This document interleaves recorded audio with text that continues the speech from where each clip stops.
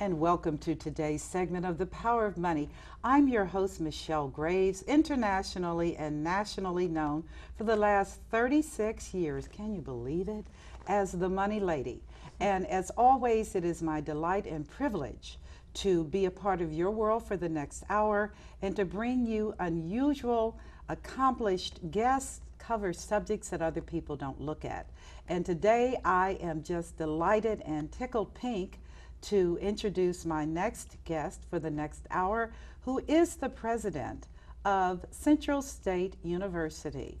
And this woman, and I say a woman because she's the first female president, so you know I love that. Dr. Cynthia Hammond will be my guest for the next hour. And for those of you that have heard about her, this is going to be a wonderful, wonderful session. For those of you that would like to learn a little bit about her world and some of the challenges that she's facing, not just as a woman, but as a woman in executive leadership, facing all of those challenges that go along with directing a school to her vision. So again, I bring you great, great, great joy and anticipation and expectation. So just sit down and smile a lot, because that's what we're going to do. Dr. Hammond. It's a pleasure meeting you. It is such a pleasure having you here today. Thank you. Where do we want to begin with Dr. Cynthia Hammond?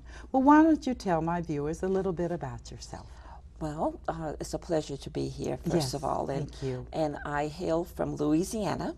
A small town in Louisiana, Monroe, Louisiana, which is in the northern part of the state, and went to school there, did my undergraduate and my graduate degree at Grambling State University. Had a series of opportunities to work in higher ed from the University of Louisiana in Monroe to California State University, Dominguez Hills, UNC Charlotte, Winston-Salem State University, Coppin University, and finally I'm here at Central State University, the best place to be. Absolutely, at this point in your very, very interesting career. So you started out in your birthplace of Louisiana, did your undergrad, grad work, and then from there you began working in a university setting in higher education. Well, I started off in P12. Okay. I was a teacher and decided that I needed to take a leave from teaching high school English. Yes, and went on to get my master's degree. And while I was at the University of Louisiana in Monroe, it appeared that the faculty members there and the administrators wanted me to pursue a third degree, the education specialist degree, and they asked if I would remain with them in higher ed and not go back to the P12 setting, and I did that, and that's really where I started my career in higher ed at the University of Louisiana. My goodness. Yes. So the University of Louisiana and then to California State University, Dominguez Hills. I was recruited there and this was right after I had completed my doctorate. I was a Louisiana fellow, so they really did nurture me and provide me with the opportunities to pursue a doctoral degree. And from there, I was recruited to California State University, Dominguez Hills, to oversee an andragogical program for adult education and to work on the faculty as a tenured professor. So my goodness gracious. And the rest is history. Yeah. The rest is history, but again, you are making history. Well, you know, it's been an interesting and just fun-filled opportunity for me to work in a variety of settings, work in different regions of this great country, meet consummate professionals.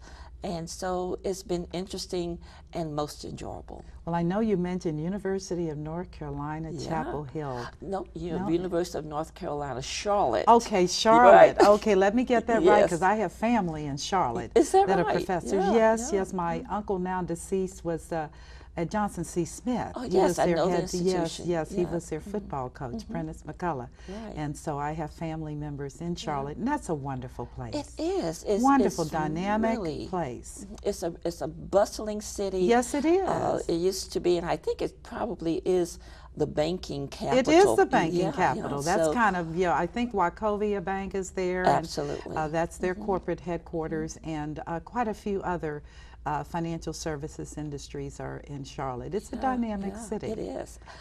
People ask me, you've gone from the north, from the south to the west, and I was married to a school superintendent and still married to a school superintendent. Okay. He's retired now, so every time he moved in his career, you went. I moved as well. So, But wonderful. It was wonderful being able to pick up and go somewhere else and learn something new. I'm sure, because America is such a diverse country, notwithstanding race.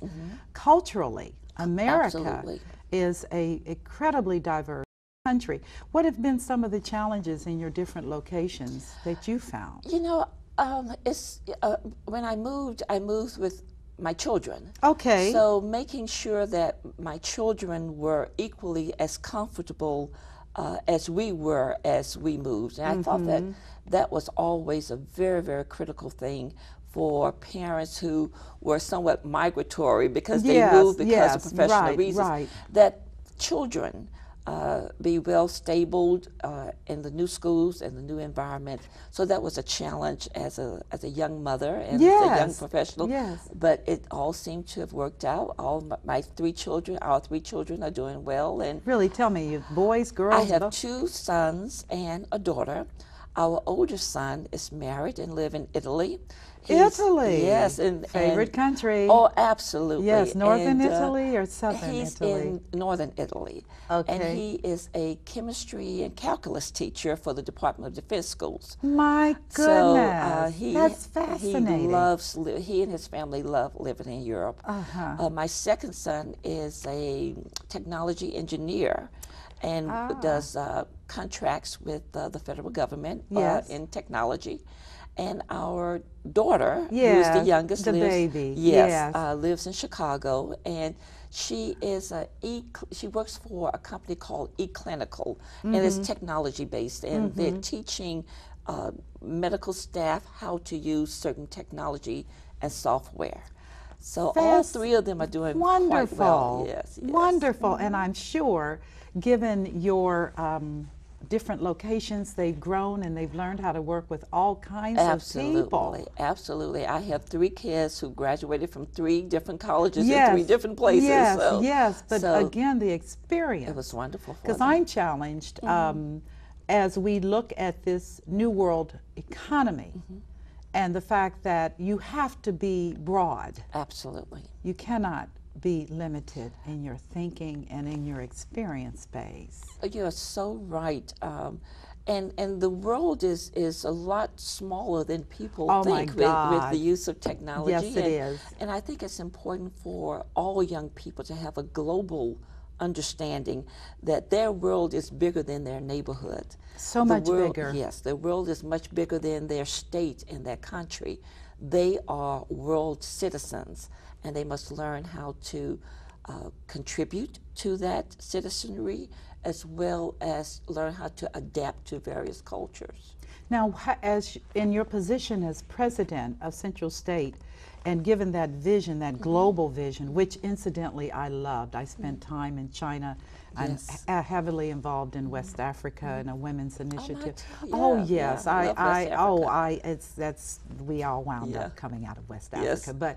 But I remain very concerned about this this worldview and making sure that the African American people in this country don't get lost during the transition, because this is not going to change. In fact, I see it accelerating as the world is flat and we move and exchange quickly. How do you feel about that challenge? Well, you know, I typically see challenges as opportunities. Yes, me too. And you know, to expose our young people, especially our college age students, to a larger perspective of understanding people as people, and to realize that the values that we hold in America are not that far different from the values that other countries may have. But if they are, how do you adapt to them? Right. How do you become a part of understanding rather than negating Right. someone else's culture or Right. values or belief. One of the things that we have done at Central State University is to re-image our students into 3 tenets. And those 3 tenets are service, protocol, and civility. Oh, I love that. And those are 3 tenets regardless of whether or not you live here locally or live abroad, are very, very strong values that any person can hold on to understand that education is about giving back to a community, whether or not it's a small community or a rural community. To understand protocol, that you do the right thing for the right reasons to get the right results. Yes. And Yes. provide that kind of structure. And then you have civility. In this world that we see so many levels of uncivil behavior. That's what I was know, talking with my previous yeah, guest about, yeah. which is, can we stop this? This insanity. This yes. insanity, and can we just say enough? It's enough. Enough. Yeah. I've really had enough today. You know? And so how do we, and I think at Central State, what we're trying to do is help students to understand conflict resolution, help students to understand that difference is an asset. It's a value, yes. it's not a liability. Right, right. And that's part of how we respond in difficult situations, how we look beyond the obvious and do the research to understand why things happen. So service, protocol, and civility are the new tenets for the Central State University student. You know what? I like that. Thank you. I think that that is really what I call a return to normalcy. Because protocol is everything, particularly in other countries. Absolutely. And to come in with, as I tell them, you may do hip hop in your dorm room, but you better not go into the private sector. Absolutely. You just, because we're going to look at you askance and wonder, what are you doing? Yeah. And talent never trumps that. It's a funny thing that when you're going through that transition into adulthood, and our young people are so incredibly talented. They are. Oh my God, they're so much smarter than me, Absolutely. and don't do computers because they're like. But they were born with it. This generation, this is yes, what they know. I'm like, it's Right. attached to their little body. Yeah. But the issue of wisdom and protocol that says, I understand how this works, and that I am in agreement, even if I don't like the philosophy, I understand the why. The why. So important. Absolutely. So you have adopted these as your vision statements, I'm assuming. They are the way we want to image our students. Okay. And I think it's important for any student to understand the institutional culture of their university and what makes them different and unique from another university. Well, talk about that. What is your institutional culture? Well, we typically receive students from not only Ohio, but from surrounding areas, such as Detroit, Indianapolis, Chicago. We have a large out-of-state population. Really? Very large Okay. out-of-state. What about out of country? Do you have any we are growing our I think right now we have about 6 countries represented. Okay. We are hoping to improve on that number because I think it's important for our students to engage with other students from other places. Absolutely. We are a very parochial kind of student body where they come to Central State and they love it and they don't necessarily want to go someplace else, but we are pushing them out of the nest. Right. And the institutional culture says that if you come with the right level of persistence, if you come with the right level of determination, and if you see your college degree as something bigger than you, yes, but also would transform not only you, but your family, then we are willing to accept you and work with you to obtain your goal. Our institutional culture is more than getting a college degree. It's about transforming lives. And Talk that's about what we that do. with me. How do you do that? Because so many students are first generation, Okay. they are not necessarily having the levels of exposure or experiences that a lot of their counterparts might have who might be attending a PWI. So we work very diligently to give them those experiences, to give them the kinds of mentoring, to give them the support to help them grow beyond the academic realm. Let me ask you, because just for you that are viewers, when she said PWI, that meant private white institution, so that you would know her vernacular.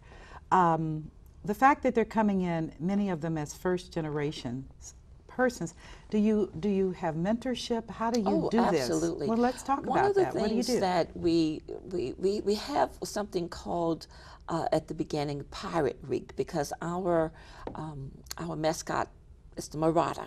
Okay. And many people don't understand, and I have to go back a little bit to tell you about Go why back. the Okay. marauder and our colors are maroon and gold, what they represent.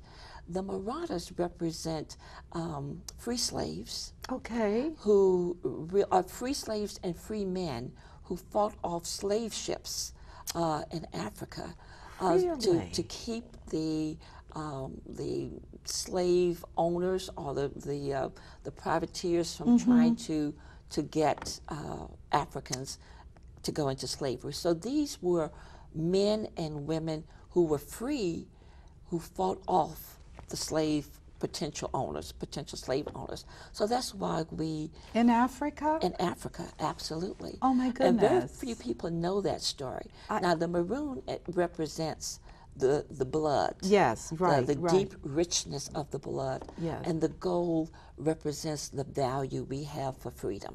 Yes. And so... That's profound. It is. It's very You're profound. going to compel me to research now. Please do. I will. And so they come in as pirates. Okay. And then we take them through a very, very beautiful candlelight ceremony, all of our freshmen, and we teach them about the value of who they are.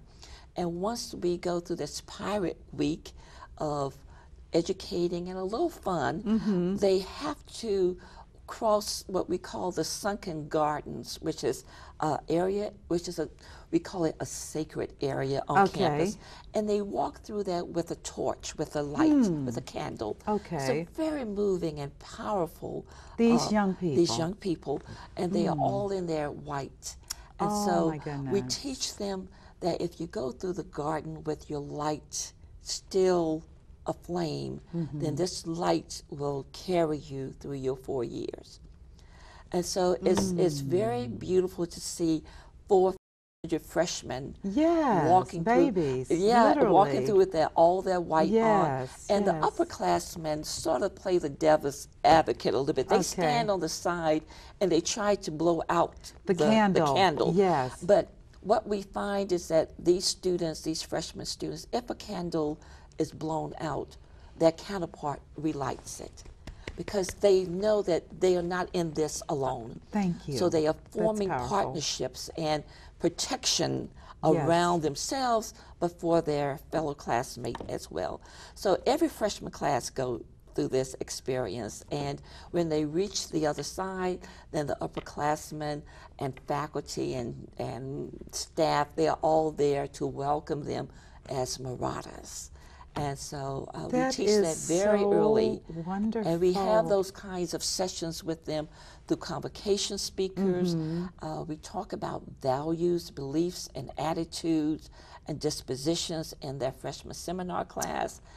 And, you know, we also recognize, Michelle, that students come from a variety of environments. Yes, they do. And it's not going to be a one-time thing that you tell them and they get it. Right. So the transformation really comes when you see sophomores who are mentoring freshmen and telling them, well, this is where I was when I came in as a freshman, but here's where I am now as a sophomore.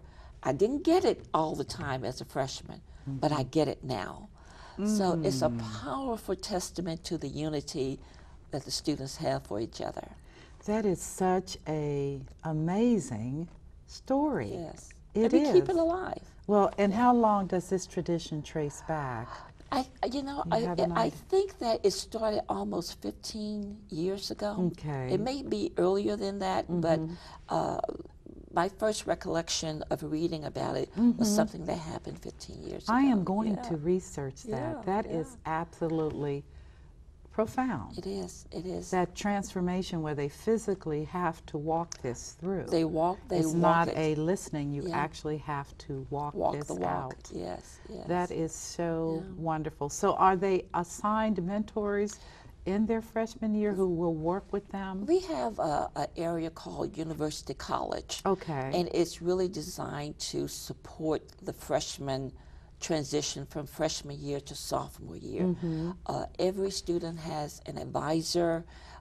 They are Okay. somewhat protected in University College because every question that they need to have answered, every unbuzzed person is there to help service them. the freshmen because across the country, transitioning from high school to college is I can't imagine. I was 17. I was 16. Oh my God! I was like, what? babe. I was in Connecticut at an all white women's Yeah. school, and there was only 10 African American females, and I was a long way from home, and I remember It could be that. scary. That's scary. It could be scary. That's scary. And what we teach them in University College, fully staffed operation, is that you ask any question, Good. feel comfortable coming here to have confidential advisement or open group sessions. We make this their academic home until they transition out of their freshman year into the sophomore year. Okay. And a lot of sophomores still sort of hang around University College because Sure. they become so connected to the advisors and to the staff and to the administration who works there. So That is so wonderful. So in the sophomore year, are you pretty much on your own, or do you still our go students are never on their own. Okay. We like to give them a little independence, and they would probably tell you, oh, we are very independent, but there's always someone they can go to? Absolutely, and they form such good relationships. Our SGA officers are absolutely phenomenal students, and of course you have senior reps and you have junior, and they really take it very seriously that they are to provide service to their classmates. Yeah, to mentor and to mentor help. them, to be advisors, to walk them through different offices if they are having some challenges. So our SGA are not members are not just in name. Okay. In fact, one of the sophomore class president said that when she was running for for the sophomore officer, Mr. CSU said to her, "You know that this is not about you. This is about what you can give to others. This is about what service you can provide to your sophomore class." And so this is really why service, protocol, and civility are just ingrained with us. And we want to make sure that every student understands that this is their mission.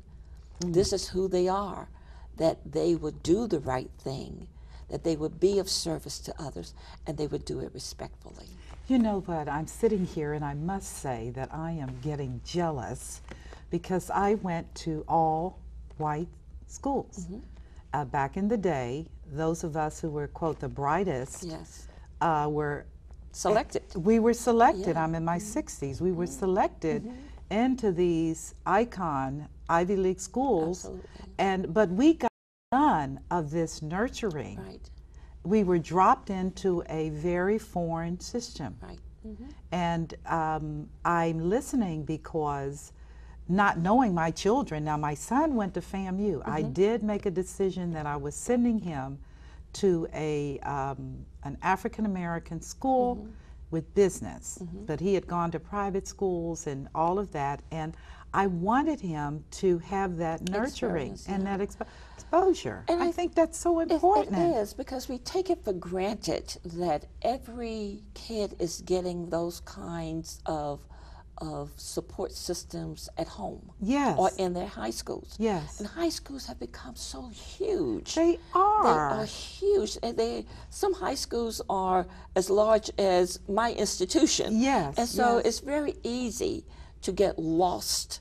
And what we try to do is to make sure every student knows that they are valued, and that if someone else is valuing them, they must learn to value themselves. That is so powerful. Yeah, yeah. And so we make an effort to do that. And every moment is a teachable moment. Whether or not you are in the classroom, whether or not you're in the cafeteria, whether or not you're walking the campus, whether or not you are at a basketball game or a football game. It's my philosophy that I must teach and be a model, a role model for every student. And so if I see a student who may be close to crossing the line in any aspect, then it's my responsibility and the responsibility of the Central State University faculty, staff, administration, even alums, to not stand back and let misfortune occur, but to stop it in its tracks and to use that as a teachable moment to uplift a student and help them understand what protocol is. This is so amazing. I must tell you this because you're raising up leaders. Absolutely. You're not raising up worker bees. No. That is a fact. Absolutely. Because worker bees are, and there's place in society for for all. that, yes. We know that, but because the African American community, and I know you're a diverse community, but still your target audience, I think, is African American children. But because our community has been so decimated and marginalized, and historically documented, and when people talk, I said, wait a minute, the slave experience, not only with Africa, but also here, was devastating to the psyche of our people.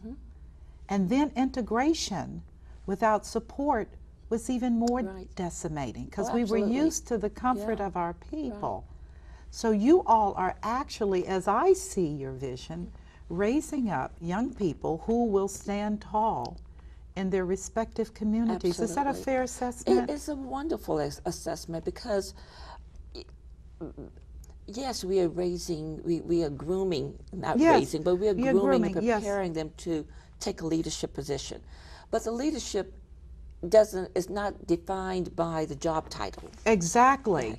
Because it's deeper than that. It's deeper than that. Yes, it's how you see yourself. And that's important for us, that too many times society defines our students. And we want them to be able to define themselves in a way that says, I am proud of who I am, I have value, I have worth, and I'm going to use that value and worth to promote the best of my society. And these students come with some mixed messages from their environment, from their schools, from society. And we were talking earlier about technology. Technology is wonderful, but it has inundated our students with so many mixed messages and not enough safety nets to tell them, but this is television. This is not real. Reality. This is not real. Most of your reality shows are not real. Exactly. So that's what we tell them, you know. So what you see on some of these horrendous reality shows are not real. It's all scripted. And we have to teach our kids that the reality of the world is what you make it. Yes, it is. It's not what you see on television. That, you know, you bring up such a good point, because frankly, I divorced myself from television in January of this year. Oh, wonderful. I'm done. I'm done. I can watch my good shows on internet if I have time. And it was radical, and I went through withdrawal for a minute, but I said I must do this because we're at a place in history where the records are not going to look well It's a bad story. And I'm recognizing that our eye gates and our ear gates, what we see and hear, can impact on our perception. Oh, our perception, Yeah, absolutely.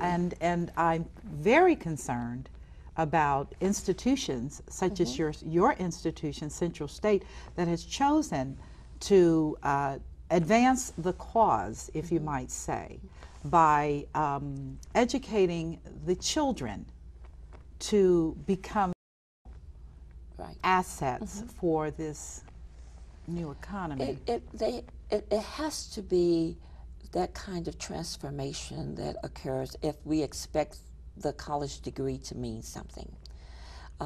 Which is a question today. Which is still a question. Not speaking about your institution, but I am completely puzzled by the ascent of all of the online and proprietary schools. Absolutely. I can't, I guess I'm just too old. I can't figure it out. I'm trying to understand how it works. Well, it's, you know, and I'm not going to get too far into that discussion, but there are universities of higher education where profit is more important than people. Central State University is about the people.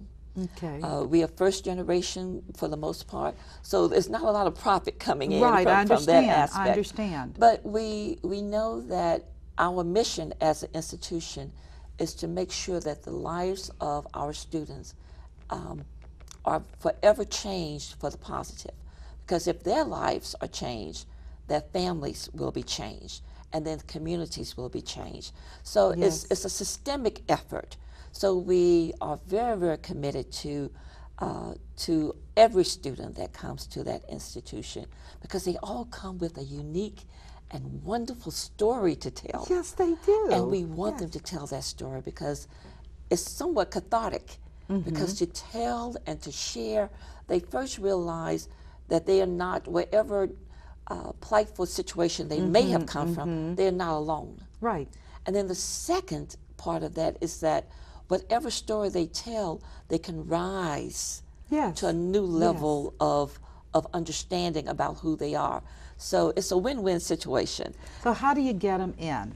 Because I'm thinking about the schools have begun. Yes. So we're into a new year. And you've got kids now that are going through their senior year, home study, charter school, public school, no school. Yeah. How do you identify the Central State students? Student?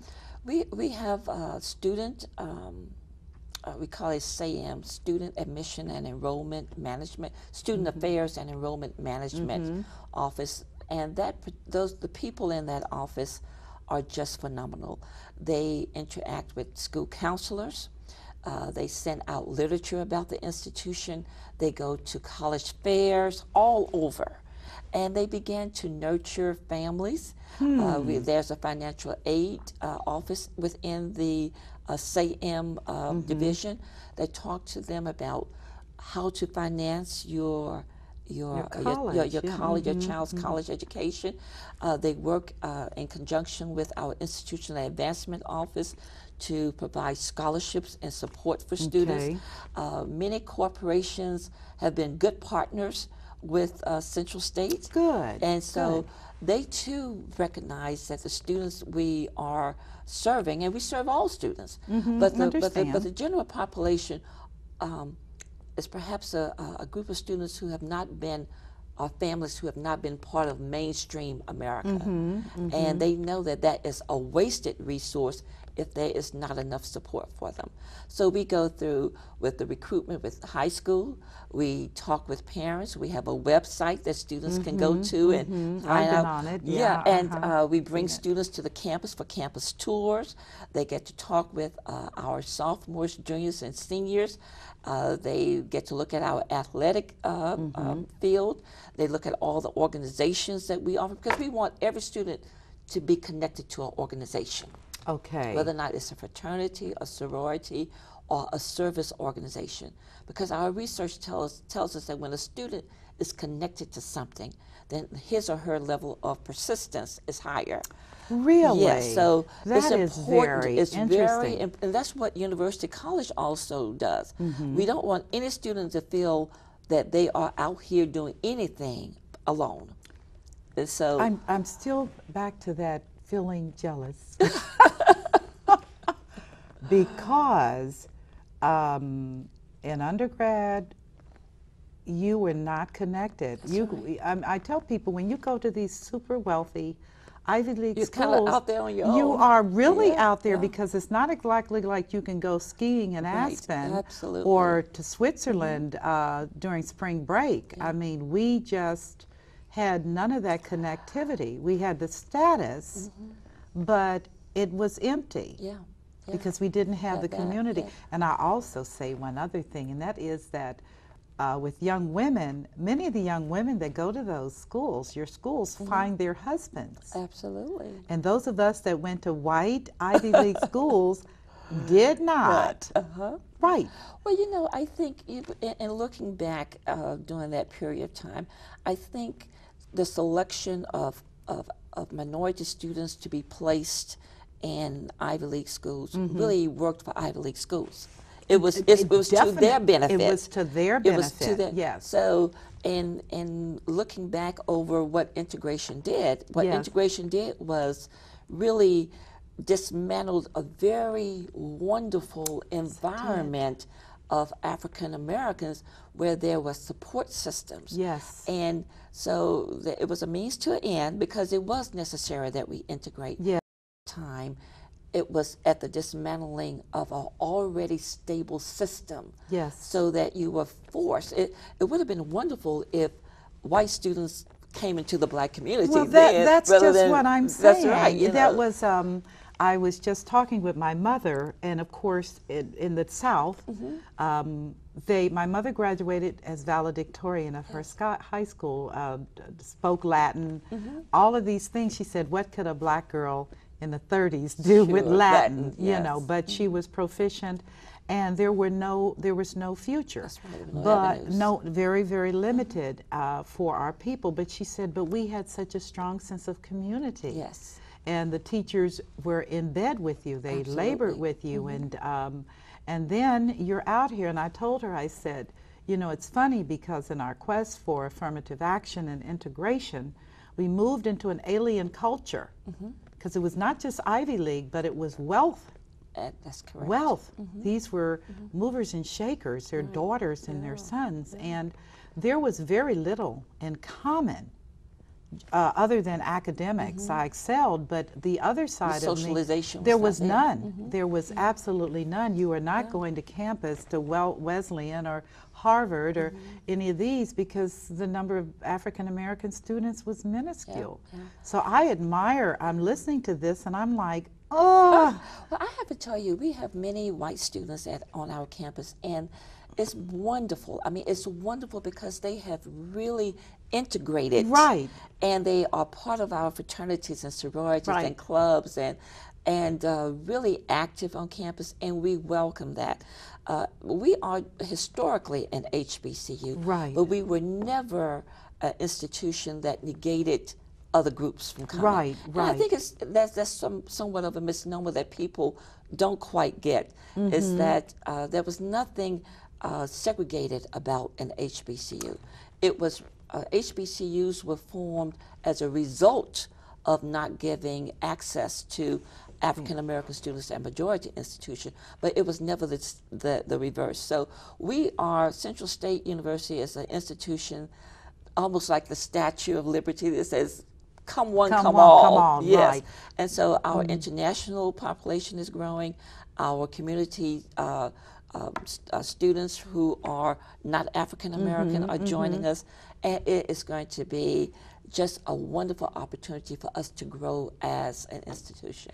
Let me ask you, because I think the trend as far as having Caucasian students and even Latino and Asian is significant, because America is not white any longer. Absolutely. And I just read some census data that amongst those under 18, that 25% of those young people are immigrants from Africa and other countries. That is significant. It is. It is. It means that we're going to have to learn other cultures. Absolutely. It is not a choice. It is not, it's a, not choice, a choice, Dr. Cynthia. because it's when not. college kids graduate from and move into corporate America or just into America, Yes. they are sitting across the table from a variety of people, and Right. sometimes they're not even sitting across the table. They are looking at Skype. Skype, I was going right, to say. and talking to Yeah. international Yeah. international countries, Yeah. and making the world a place for everyone. Yes. So they have to learn how to adapt. They have to learn how to learn, and they have to learn the value and appreciative nature of other cultures. So let's talk about this learning process, because you're an academician. Yes. And with the integration of all this technology, how has learning changed? Wow, it's That's a loaded question. That's another about a 3 yeah. hour. That's a 3-hour but conversation. Let me say Okay. to you that these millennial students they were born with technology. Jeez. They are born with technology. You know, in my generation, when the microwave came about, we thought, oh wow, this is the Jetsons. Yes, you know? yes, it is. But these kids are. I have 2 grandkids. I have a 3-year-old who has her own cell phone.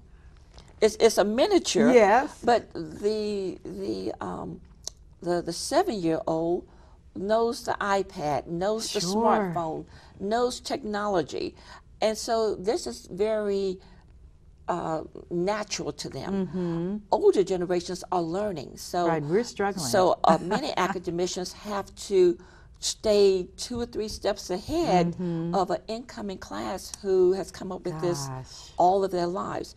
Online learning Yes. is, and you may have heard President Obama Yes. talk about online learning as a way of meeting the masses of people who are doing learning or college in between their lives.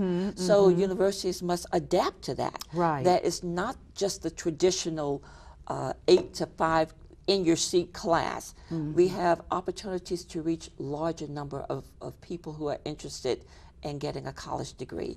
So I think online learning is here to stay. It's been here for a while. Yes, it has been. And but we also must be mindful as academicians to monitor that process, because there come a whole lot of opportunities, but there are some nuances associated with online delivery that must be monitored throughout the process. To make sure the person doesn't get lost. To make sure that they are not lost, that there are appropriate tutorial services available for Okay. online learning, to assure that the person on the other side of the computer is actually the person who's registered for the class. You know, so you know, so it's interesting. Yes. It's a great time to do the research and to learn about it, but we must also not let technology drive the learning. That's my question. Yeah, That's technology my concern. should not drive. I'm concerned Yeah, about technology should enhance the learning, Right. not drive it. that. Right. So this is this going to be a component of your learning model at Central State? Well, we already are using Okay, online okay. courses, online delivery, Okay. and we are doing it very judiciously. Okay. Because we also realize that as vast as this world is, everyone is not prolific or advanced in understanding online Right. delivery or instruction. So we move very cautiously to make sure that the courses that we offered are adaptable and appropriate for online, Okay. that the people who would take these courses have the necessary skills and dispositions and knowledge to handle a course like that. Because, you know, Michelle, when you get into an online course and you're not technology fluent, that's just like saying, okay, let me drop out right now because I can't advance. And we don't want anyone to be disenfranchised from any learning experience.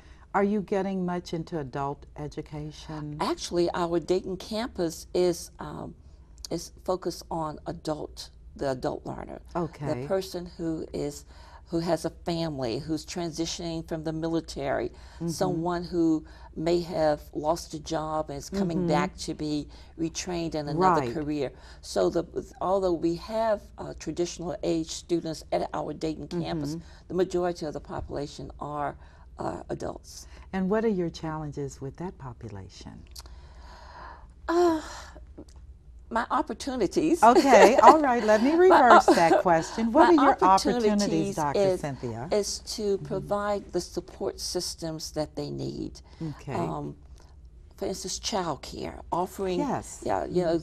child care and arranging courses in a way that it is conducive to their lifestyle. Okay. Some adults would prefer to have classes in the daytime while their kids are at school.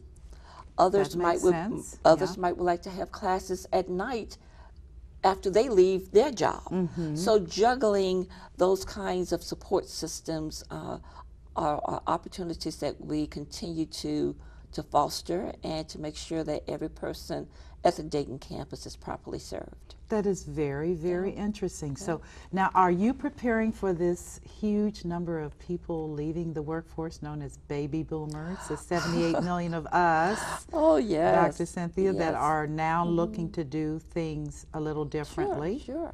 I think every institution is looking at that, and we're still somewhat in a recession. So we're there. So we have been getting a lot more interest in adult learners coming to the institution because some of them have been laid off. Yes. Some of them are having a tough time trying to get back into a career. Yes. And we know from our research data and from the economy data that when the economy is unstable, people tend to want to go back to school. Right. And so that's not a bad thing. That's not a bad thing. I think it's a wonderful thing. And that's what we call our andragogical processes, because you teach adults a lot differently than you teach the traditional 18 or 19-year-old. You look at their life skills. You try to find ways that they can demonstrate competencies based on experiences that they have had. A typical example is someone coming out of the military who has been a communication officer. Does that person really need to take English 101? No. Or someone who has been a geographical reconnaissance officer. Do we really need to put them in Geography 202? No. So we're looking for ways of looking at what skills they bring, what competencies that they can demonstrate in a very succinct very succinct way, so that they can move to the next level. Okay. So those are some of the opportunities that we're working with at the Dayton campus. So do they move in an accelerated mode? Sure. Meaning, can they graduate sooner rather than going through a 4-year curriculum? Oh, absolutely. Because those competencies and those skills, it may be just a matter of taking a test. And if they score a certain percentage on the test, then they have moved out of that course. So you don't have to take the course. That's important for adults, because absolutely. I am looking as we speak. By my undergrad was in economics and biochemistry. And of course, as my family said, you can't make a living working with rats, but you can do well with money. Yes. So I fulfilled that and have done all these things with wealth. But my passion is still biochemistry, and I do have a major company that I'm partnering with in terms of Africa. That's why I'm over there. But I had thought about, I said, I really need to brush up on these periodic tables. And I don't think they are even called periodic tables. Are they not called? What are they called? I don't know. I don't know. Not my area. No. But I have to tell you that when I was in school, I think there were 96 elements. I think there are much more now. Yeah, there are more now. They found more, and they have an indeterminate number that they know fit in. But I had looked at that as well, but I said, my God, Michelle, I'm not willing, having matriculated through, I'm not willing to go through all of those processes. There are so many opportunities, and ways that adults who are choosing another career or wish to transition into another phase of their life have an opportunity to demonstrate, as I said, the competencies and the knowledge base that they have. That's important for people to hear that, because a lot of viewers, and you all know who you are kind of betwixt and between, because you're out of work. Census data says that employers are hiring part-timers, not full-timers. Right. They're doing part-timers and people that have specific skill sets. Yes. Performance-based, driven, very different workplace environment. Absolutely. And there are opportunities in higher ed now for people like yourself who have an interest in something to get a certificate, as opposed to trying to get the degree. The certificate are all substantial courses, but sometimes certificates are primarily designed for a particular labor market. Oh, I understand. So you don't necessarily have to have the degree, but you have to have the certain knowledge and skills that a certificate, and maybe 15 credits of courses, and maybe 20 credits. But it's a way for especially adults who are transitioning to say, okay, I don't have time for a 4-year, but this particular market is looking for someone with these skills. Right, Where can I go to get the skill sets or the knowledge base so that I am a viable applicant? So is your institution meeting that shift? Yes, we are making that shift, especially at the Dayton campus. Okay. And so we are doing some That sounds like an exciting campus. It is. It's not far from here. Okay. But it's really nice to go there and see the different faculty and staff who are really trying to cater to the needs of the older adult. Yeah. Because I really do see the downside is there's 78 million people. Yeah. That's the downside, and the health care and all of the resources. But the positive side, and the side that most excites me, is that there's 78 million people that have an opportunity to transform. Yes. And to re-engineer their thinking and see a system that's not fighting them, but leveraging higher education to advance their passion. Because it's a shame so many of us have worked for so long doing the same thing. Absolutely. 50 years is enough. Yeah. I think it is. It's, I mean, no disrespect to you. Well, you know, well, I didn't take it. I didn't take it as disrespect. But let me just say to you that people are living a lot longer. Yes, we are. And the 60 is the new 40. It is. You know? So the more skills and the more competencies that one can obtain, and the transference of knowledge. So you're not getting a degree today just for one particular kind of career. Right, specialty. You're looking at how you use your career, your degree, to transfer those skills into a variety of areas. Yeah. Because the world is changing so quickly. Oh my goodness. And goodness. You just have to be able to think in terms, and that's what universities are doing now, especially Central State. You may get a degree in mass communications, but you may be working in another field. Or you might be attempting to be a biologist, but you may wind up in a research capacity yes, or just, so the world is open. And so you have to be able to adapt. Whew. And you will. Thank you very much. I appreciate that. Viewers, fascinating. Time is up. Wow. Yeah. It's wonderful when you're with gifted, talented, incredibly powerful people. And I didn't have a chance to ask many questions, but that's okay. For another time, when she slows down, I'll snatch her again and talk to her about her challenges as a woman in leadership, because that's a whole nother conversation for another time. But I do appreciate all of you being faithful to watch this interview, and she's just a sweetheart. You can't help but love her and feel her energy. And I thank you so much for being a part of my world. And today it was with Dr. Cynthia Hammond, who is president of Central State University. I'm jealous of you guys. I really am. See you next week. God bless you.